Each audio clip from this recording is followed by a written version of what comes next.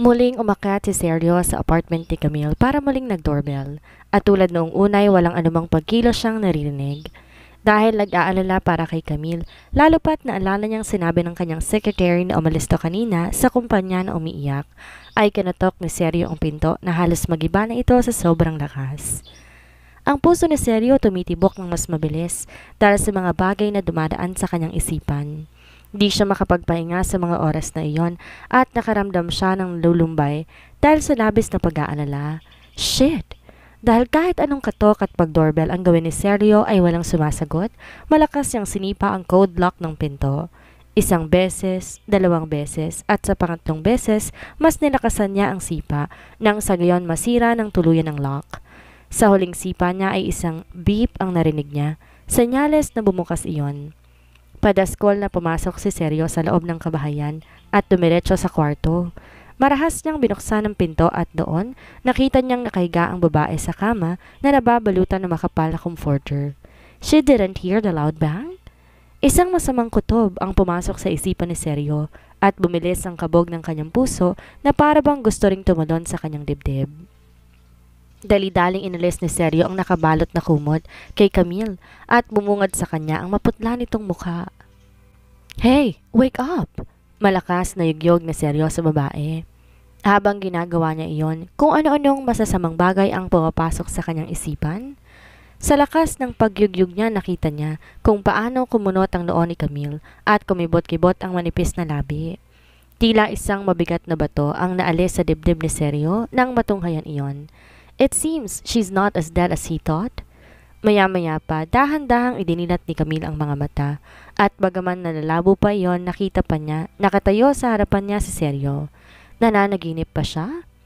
Kinusot-kusot ni Camille ang mga mata at muling pinagmasdan ng lalaki. Subalit tulad kanina, naroon pa rito sa harap niya.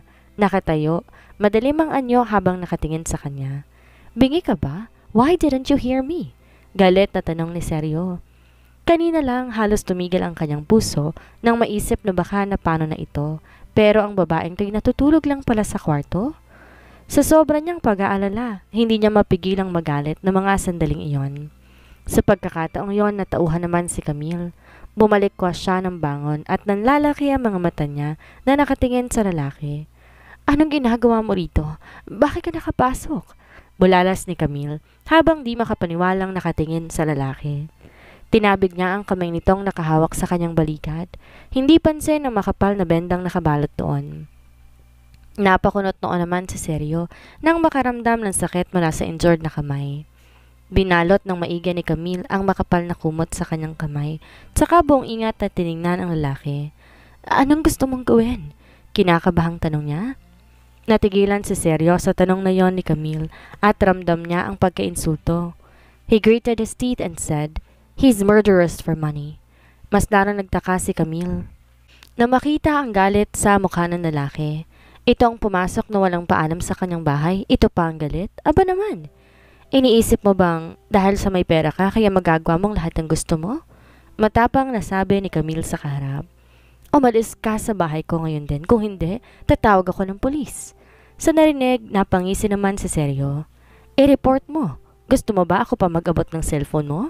Sa galit ni Camille, hindi niya mapigilang mangilid ang kanyang mga luha at upang mapigilan ang tuluyang pagpatak nito, kinagat niya ang pang-ibabang labi. Ano pa ba ang gusto mo? Na-expel na ako sa university, bakit ayaw mo pa akong pakawalan? Ano na naman bang nagawa ko para ma-offend ka? Puno ng hinanakit na tanong ni Camille sa lalaki. Nang makita ang naluluhang mga mata ng babae, nakaramdam ng iritasyon si Sergio. Pinagmasdan niya ito ng may kahulugan. Bakit umalis ka kaagad pagpunta mo sa office? Akala mo ba? Bakit? Iniintay mo ba ako para ipahiya ulit? Putol ni Camille sa sinasabi ng lalaki.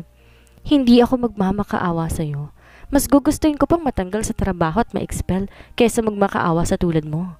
Nakaugalian na ni Camille na kapag may mabigat siyang problemang kinakaharap, pilit siyang natutulog bago gumawa ng isang desisyon at ngayong malinaw na ang kanyang isipan, hindi na big deal sa kanya ang lahat. Na-expel lang naman siya at kinuhang muli ang kanyang scholarship, pero meron siyang kamay, paa at skills. Kung hindi siya makahanap ng angkop na trabaho, pwede naman siyang maging katulong o yaya. Pwede rin maging dishwasher o kahit construction worker kung talagang wala. Isang tulad ko. Tanong naman ni Seryo na may nakakalokong ngiti sa labi. What kind of person am I? Dahil wala na sila sa kontrata, kaya naman sasabihin na ni Camille ang lahat ng gusto niyang sabihan sa lalaking kaharap. Sira ulo ka, nakakasuklam ka, wala kang modo, walang hiya ka. Galit na sigaw ni Camille sa lalaki. Namayani ang mahabang katahimikan pagkatapos niyon. Maya-maya pa, humakbang si Seryo papalapit kay Camille. Tinukod ang mga tuhod sa kama at hinawakan ng babae sa magkabilang balikat. Since tinawag mo kong sira ulo, nakakasuklam, walang modo at walang hiya, hindi ko na sigurado kailangan magpanggap, right? Tinaas ni Camille ang kamay at hinawakan sa dibdib ang lalaki para pigilan to. Nababaliw ka na. Nahihintakutang sabi ni Camille habang nakatingin sa mga mata ni Seryo na punong-puno ng pagdanasa ng mga sandaling iyon. Gumisi si Seryo at saka tinulak si Camille pahiga sa malambot na kama. Tama ka. Kasuklam-suklam talaga ako dahil matagal ko nagustong gawin to. Wika ni Seryo sa namamaos na tinig. Bumilis ang tibok ng puso ni Camille dahil sa sinabi nito, tsaka tinipon ang buong lakas para itulak to. Gayon na lang ang panlalaki ng kanyang mata nang walang ano-ano, hinalikan siya nito. Ano ba? Di na nakapagsalita pa si Camille nang sakupin ng mainit na halik ni Seryo ang kanyang mga labi. At dahil nagpupumiglas si Camille, hinawakan siya ng lalaki sa magkabilang pulsuhan nang sa gayon di na siya makakilos pa. Naging mapusok ang halik ni Seryo. Bawat dampi ng mainit itong halik sa kanyang mga labi, sa tenga, baba at teeg ni Camille ay para siyang napapaso na hindi niya maintindihan. Nanlalaki naman ang mga mata ni Camille. Paano nito nagagawang basta na lang siyang halikan samantalang nakipagtalik na ito sa iba? Diring-diri siya kay Seryo ng mga sandaling iyon, lalo pat naiisip niyang may nangyari sa pagitan nito at ni Marta. Huwag mo kong hawakan, ano ba? Hayop ka? Bulalas ni Camille nang pakawalan ni Seryo ang kanyang mga labi. Pulang-pula ang kanyang mukha, may bahid na ng luha ang kanyang mga pisngi. Ilang beses nang may nangyari sa atin, ngayon ka pa nagalit ng ganyan? Namamaos ang bulong ni Seryo sa punong tenga ni Camille. Mahigpit na hinawakan ni Seryo si Camille sa kamay nito. Mahigpit na hinawakan ni Seryo si Camille sa kamay nito at walang pakialam kung muling lumala ang namamaga niyang kamay. Wala kang magagawa kundi tiisin ang galit mo sa akin sa ngayon. Hindi na gusto pang makipagtalo ni Seryo sa babae.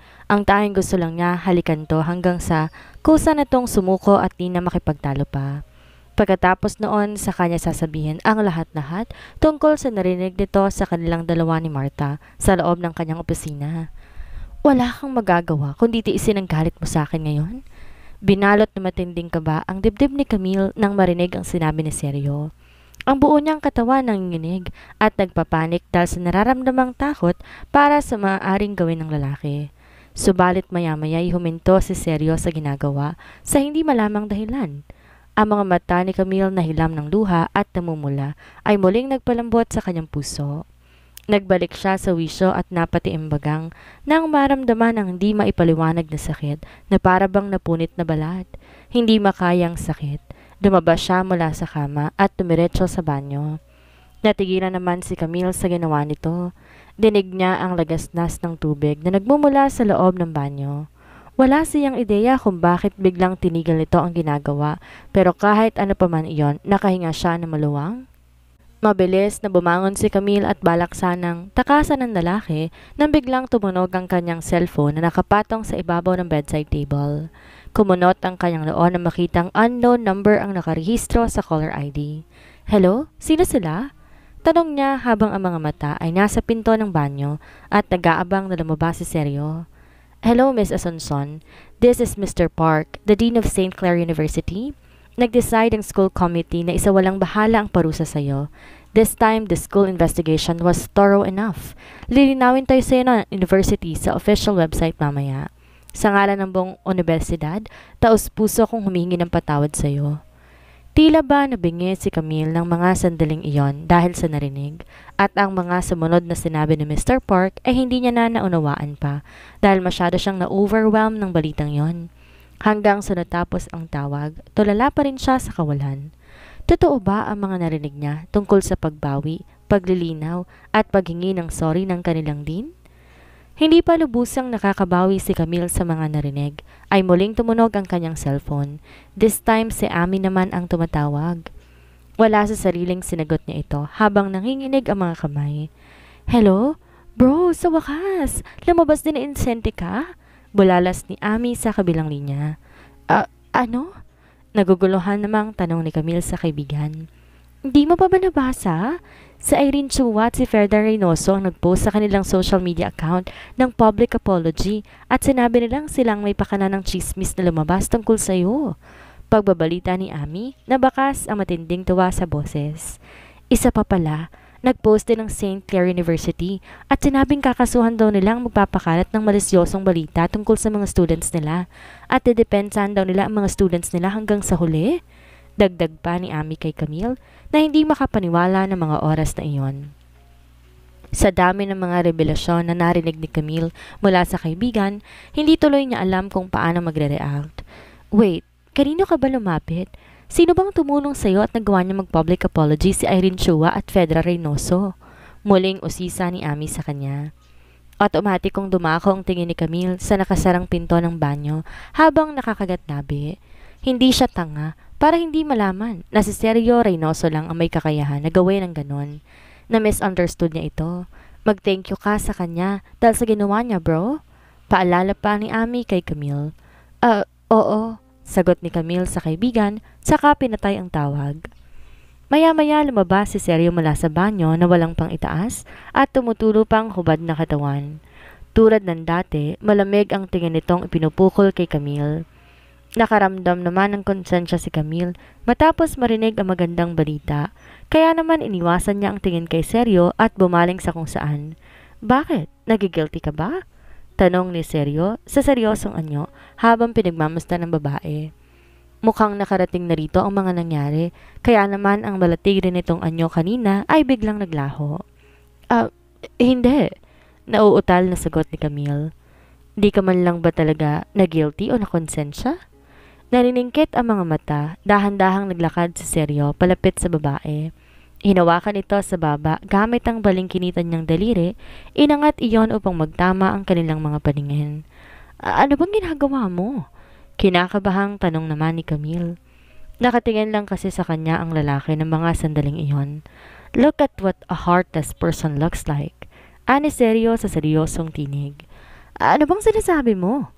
Galit naman na tanong ni Camille, sabay tabig ng kamay nitong nakahawak sa kanyang baba. You are pretending, saad ni Sergio sa mahinang tinig. Kitang-kita naman niya sa mukha ng babae. Nakakonsensyahan siya dahil sinabihan niya to ng masasakit na salita. Ito lang yata ang taong kilala niya na kayang-kayang basahin ng emosyon sa mukha. Hindi naman. Di malaman ni Camille ano ang sasabihin niya sa lalaking kahanap. Magulo pa ang kanyang isipan at masyado pa siyang na-overwhelmed sa mga bagay-bagay.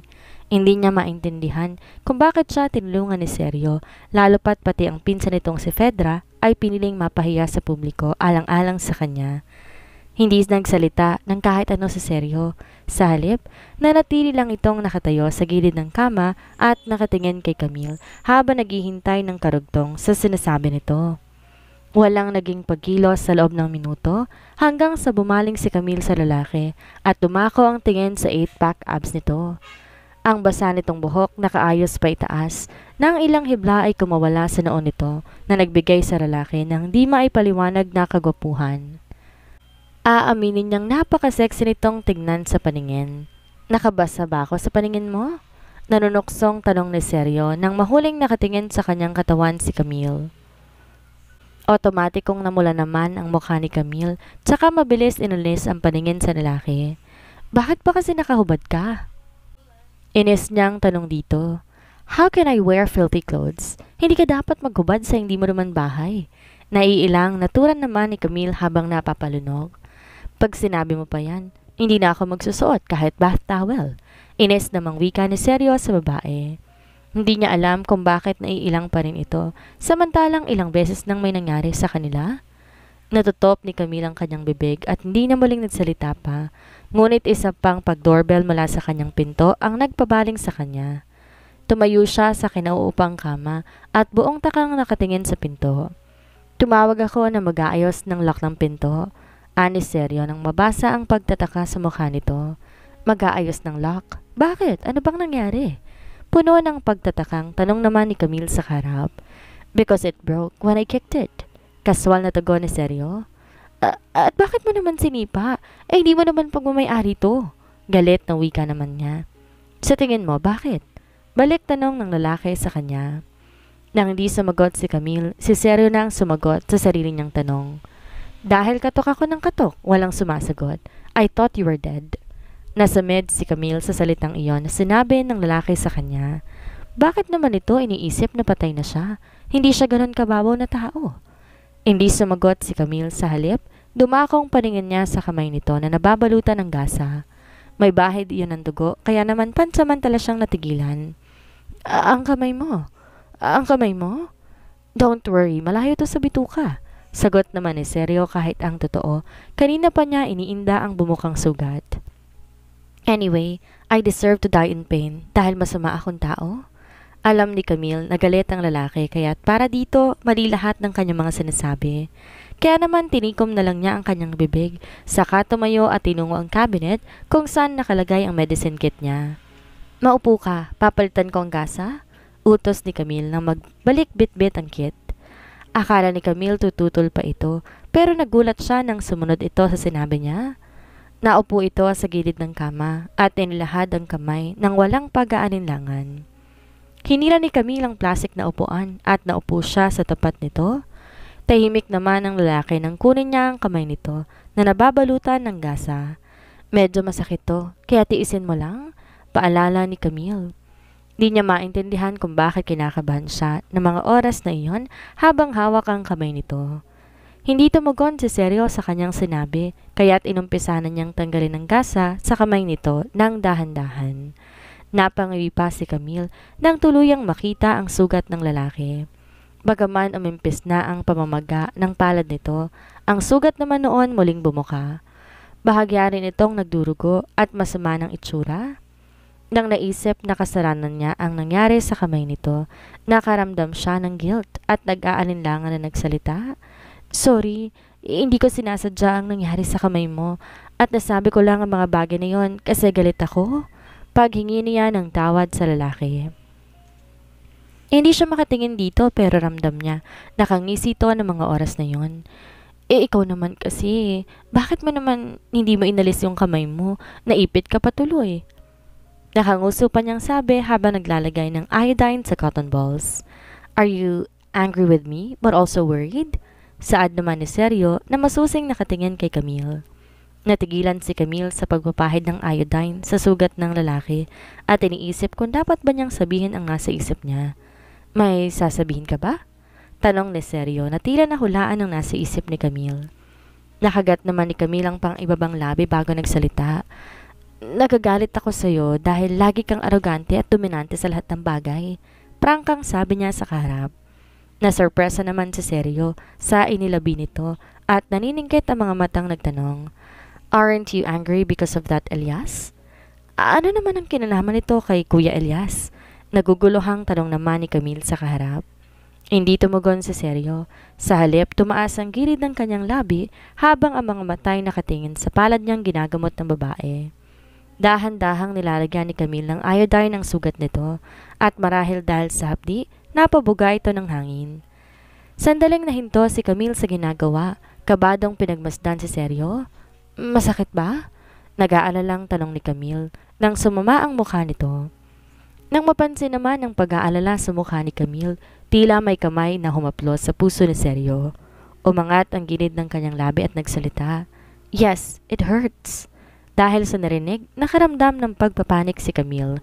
Inihinto ang ginagawa at kunot noong tumingin sa lalaki. Anong gagawin natin? Wala akong pain reliever. Itong iodine lang ang dala ko. Nauutal na sagot ni Camille. May ideya ko. Tugon naman ni Seryon ay kinakunot naman ang noo ni Camille. Idea? Anong idea mo? Sabihin mo na. Kaagad namang tanong ni Camille. Pinagmasdan muna ni Seryo ang babae ng mataman sa mga mata bago nagsalita. Kiss me. Namamaos niyang wika pa. Ano? Bakit ko naman gagawin yun? Nauutal na tanong ni Camille habang kumakabog ang kanyang puso. Dahil mawawala lang ang sakit pag hinalikan mo ko? Nakangising sagot naman ni Seryo. Sa narinig, nag-init ang punong tenga ni Camille at namula ang kanyang pisngi. Nababaliw ka na ba? Nandidilat ang mga matang tanong ni Camille. Ano namang klaseng ideya yon? Hindi. Hindi niya susundin ang sinabi nito kahit kailan. Ayoko. Maghanap ka na lang ng iba. Mariing pagtanggi naman ni Camille. Naningkit naman ang mga mata ni Seryo dahil sa sinabi nito at dahil hindi niya yun nagustuhan. And who will I look for? Tanong niyang may bahid ng galit sa tinig. Mahigpit namang tinikom ni Camille ang kanyang bibig at hindi nagsalita. Kaya naman kumilos ang kamay ni Seryo at pinisilto sa baba. I am asking you, who should I look for to kiss me? Nang maalala ang nangyari kaninang umaga, pakiramdam ni Camille bigla siyang na-depress at di niya maintindihan kung bakit. Hindi ko alam, kahit sinong gusto mo. Don't you know who I want to sleep with? Automatic kong nag-init ang punong tenga at pisngi ni Camille ng mga oras na yon. Palihim na kumuyom ang kanyang mga kamao sa hindi niya malamang dahilan. Wala siyang pakialam kung sinong gusto nitong katabi sa kama, kaya bakit kailangan pa siyang tanungin nito ng ganon? Ipinagpatuloy ni Camille ang paglilinis sa sugat nito at paglalagay ng gasa. Niwala siyang pakialam kung nasasaktan man ito o hindi. Nang matapos, kaagad iniligpit ni Camille ang mga gamit at akma ng tatayo nang hawakan siya sa pulsuhan at pigilan. Where are you going? I'm not done yet. Aniyat saka to tiningnan ng diretso sa mga mata. Ang sabi ko, sino naman ang hahanapin ko? Bakit hindi mo ipagawa sa babaeng kasama mo dun sa opisina kanina? Natutop ni Camille ang sariling bibig. Huli na para bawiin niya pa ang salitang kusang lumabas sa kanyang bibig. So, you saw it? Makahulugang tanong ni Seryo sa harap. You saw me and her doing it? Di nakasagot si Camille at naging malikot ang kanyang mga mata. Nakita niya ba? Hindi. Wala siyang nakita. Subalit meron siyang narinig mula sa loob. Isang marahang pag-iling ang sinagot ni Camille sa lalaki. Itinaas ni Seryo ang kanyang kamay at malumanay na tinapik ang ulo ni Camille at ang galit ay maliwanag sa gwapong mukha nito. Hindi ko alam kung anong iniisip mo, pero sinabi ko na sa'yo, pihikan ako pagdating sa pagkain, kaya huwag mo akong pagbintangan. Naguguluhan si Camille sa narinig nito at hindi niya maunawaan ang gustong sabihin sa kanya ng lalaki. Hindi ba madali lang malaman kung gusto mo? Putol ni Seryo sa sasabihin sana niya.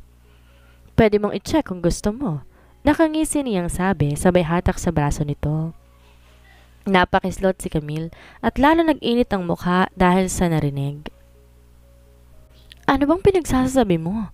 Ano pa bang gagawin ko? Balik tanong ni Seryo. Ang sabi ko sa'yo, pwede mong i-check para malaman mo kung goods pa ang pagkain nang di mo ako laging pinagbibintangan. Makahulugang turan pa niya sa babaeng kaharap. Ayoko! Mabilis na pagtanggi ni Camille, sabay bawi sa braso niyang hawak nito dahil pakiramdam niya ay napapaso siya. Hindi ka pwedeng tumanggi. Ani Seryo at saka walang ano-ano, hinila siya nito papalapit. Dahilan para mapasubsob siya sa matipunong dibdib nito. Ano ba? Bitawan mo nga ako? Pagpapamiglas ni Camille, saka nagtangkang itulak ang lalaki.